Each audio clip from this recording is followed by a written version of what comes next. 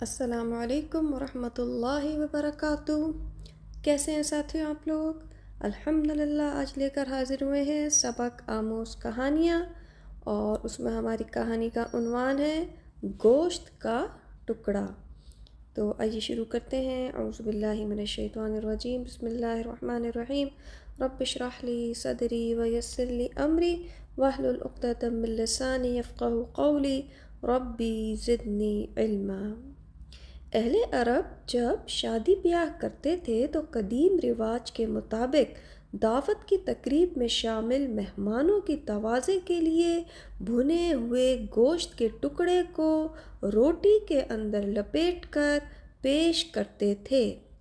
اگر کسی تقریب میں گھر کے سربراہ کو پتہ چلتا کہ اس شادی میں شریک افراد کی تعداد دعوت میں تیار کیے گوشت کے ٹکڑوں کی تعداد سے زیادہ ہے تو وہ کھانے کے وقت 2 روٹیاں گوشت کے بغیر ایک دوسرے کے ساتھ لپیٹ کر اپنے اہل خانہ، رشتہ داروں اور انتہائی قریبی دوستوں میں تقسیم کرتے، جبکہ گوشت روٹی کے اندر لپیٹ کر صرف باہر سے آئے ہوئے اجنبیوں کو پیش کیا جاتا تھا۔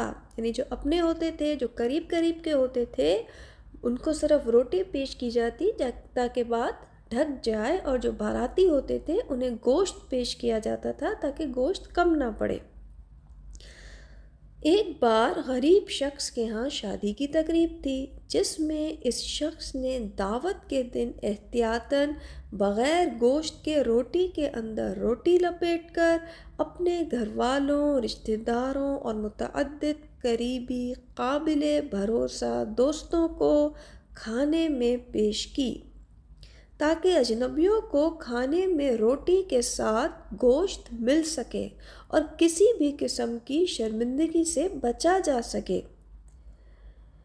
جنہیں صرف روٹی ملی تھی تو انہوں نے ایسے کھانا شروع کر دیا گویا اس میں گوشت موجود ہے، سوائے اس کے ایک انتہائی قریبی رشتہ دار کے۔ اس نے روٹی کھولی، گھر کے سربراہ کو بلایا اور غصے سے بلند آواز میں اس سے کہا، اے عبداللہ کے باپ، یہ کیا مذاق ہے؟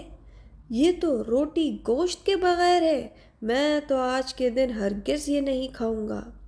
غریب شخص نے تحمل سے سنا اور مسکرا کر جواب دیا، اجنبیوں کا مجھ پر حق ہے کہ میرے دسترخوان پر انہیں ہر حال میں گوشت پیش کیا جائے۔ یہ لیجئے گوشت کا ٹکڑا، اور معافی چاہتا ہوں، مجھ سے غلطی ہوئی، میں آپ کو اپنے اہل خانہ میں شمار کر رہا تھا۔